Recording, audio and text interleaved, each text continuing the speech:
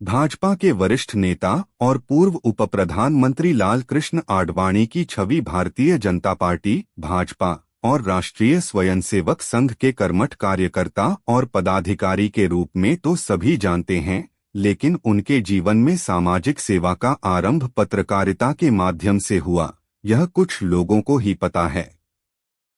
स्वयं लालकृष्ण आडवाणी जी ने वर्ष 2009 में एक आयोजन में बताया था कि उनके सामाजिक जीवन की शुरुआत पत्रकार के रूप में हिंदुस्तान समाचार से जुड़कर हुई है।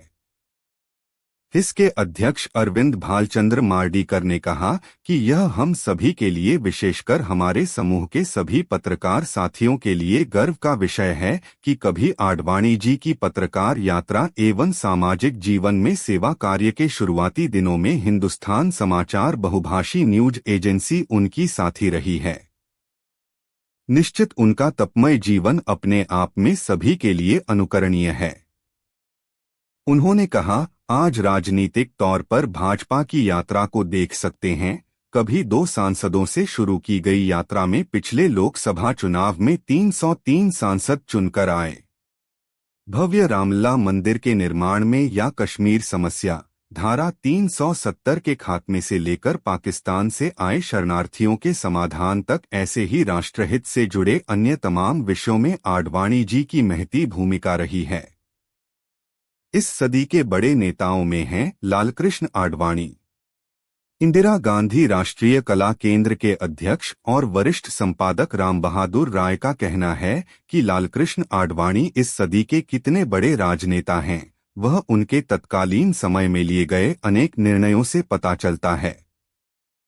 उनके साथ बिताए कई दिन और घंटों में से कुछ का जिक्र करते हुए श्री राय ने कहा, 1995 में बीजेपी के मुंबई अधिवेशन में अध्यक्ष रहते हुए आखिरी दिन उन्होंने भरी सभा में समापन के पूर्व घोषणा कर दी थी कि केंद्र में जब भी भारतीय जनता पार्टी की सरकार बनेगी तो हमारे दल की ओर से अटल बिहारी वाजपेयी प्रधानमंत्री होंगे।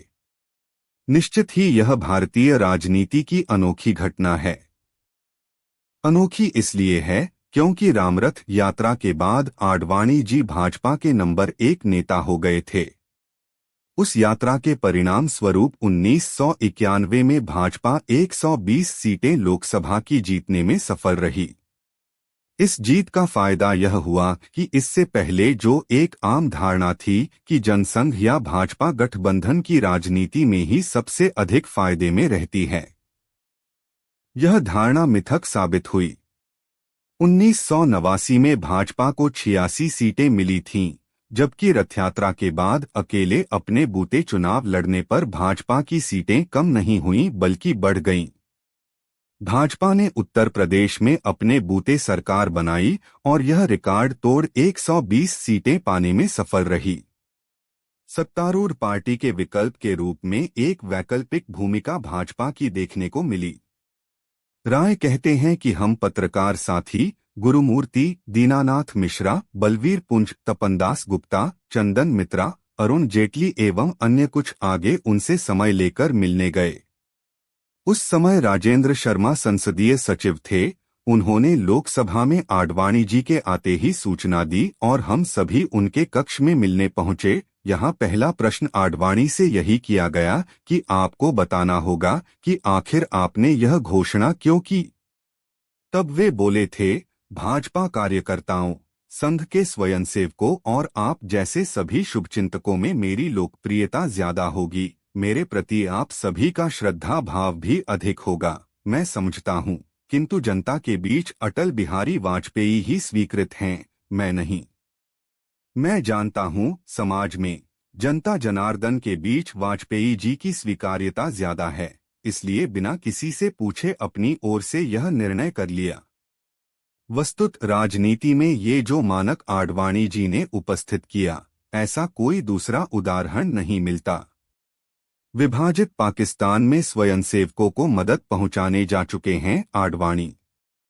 रामबहादुर राय ने बताया कि यह बात 2010 की है, जब मैं और पूर्व राज्यसभा सांसद आर.के. सिन्हा दिल्ली में प्रवासी भवन पहुंचे। वहां न्यूज एजेंसी हिंदुस्तान समाचार के महाप्रबंधक रहे बालेश्वर अग्रवाल जी के जन्मदिवस के उपलक्ष्य में अभिनंदन समारोह चल रहा था। उसमें लालकृष्ण आडवाणी जी आए हुए थे। वहां आडवाणी जी ने अपने भाषण में बताया कि मैं हिंदुस्तान समाचार का प्रतिनिधि होकर कराची गया था। वास्तविकता में पाकिस्तान में विभाजन के बाद रह रहे स्वयंसेवक परिवारों पर भारी विपदा आई हुई थी। उस समय श्री गुरु जी ने उन्हें पाकिस्तान जाकर उनके हाल जानने और उन्हें आवश्यक मदद पहुंचाने के लिए कहा, लेकिन पाकिस्तान में जाए कौन? यह एक बड़ा प्रश्न सभी के सामने खड़ा हुआ था। तब तय हुआ कि लालकृष्ण आडवाणी को वहां भेजा जाना चाहिए। वह जाकर सभी के सही हालचाल जानेंगे और जो आगे मदद हो सकेगी वह करने का प्रयास किया जाएगा। तब आडवाणी जी पाकिस्तान गए और वहां जाकर जो जो काम उन्हें सौंपे गए थे वे सभी उन्होंने किए। सामाजिक जीवन पत्रकार के नाते हुआ शुरू।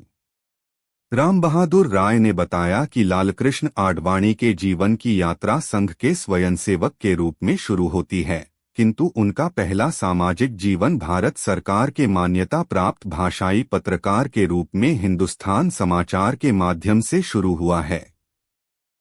उन्हें दिल्ली के लोग तो जानते थे, लेकिन उनकी सबसे पहले राष्ट्रीय स्तर पर चर्चा तब शुरू हुई जब वे बलराज मधोक और वाजपेयी जी के बाद भाजपा के राष्ट्रीय अध्यक्ष बने। यहीं से उनकी अखिल भारतीय पहचान बनी। मेरा उनसे पहला संपर्क बिहार आंदोलन के समय हुआ। तब मेरा मीसा संबंधी केस उच्चतम न्यायालय तक पहुंचा था। मध्य प्रदेश की राजधानी भोपाल में हिंदुस्तान समाचार में रहते हुए पत्रकारिता की ट्रेनिंग के दौरान मेरा जब उनसे मिलना हुआ तो उन्होंने मेरा परिचय अपने साथ आए मधु दंडवते से कराया और कहा कि हम लोगों ने इन्हें चुनाव लड़ाने के लिए सोचा था, लेकिन इन्होंने अपने लिए पत्रकारिता चुनी है। मेरा उनके साथ कुछ यात्राओं में भी साथ रहना हुआ। अविभाजित भारत के कराची में जन्म और बॉम्बे से लॉ की पढ़ाई। लालकृष्ण आडवाणी का जन्म पाकिस्तान के कराची में 8 नवंबर 1927 को हुआ था। अपनी आरंभिक शिक्षा उन्होंने कराची के सेंट पैट्रिक हाई स्कूल से ग्रहण की। आगे हैदराबाद, सिंध के डीजी नेशनल स्कूल में अध्ययन जारी रखा।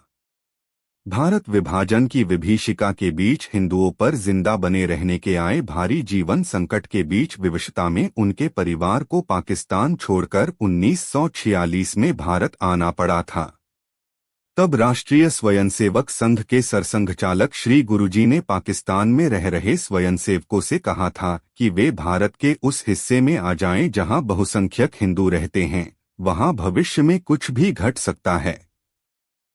इसके बाद उनका परिवार मुंबई आकर बस गया।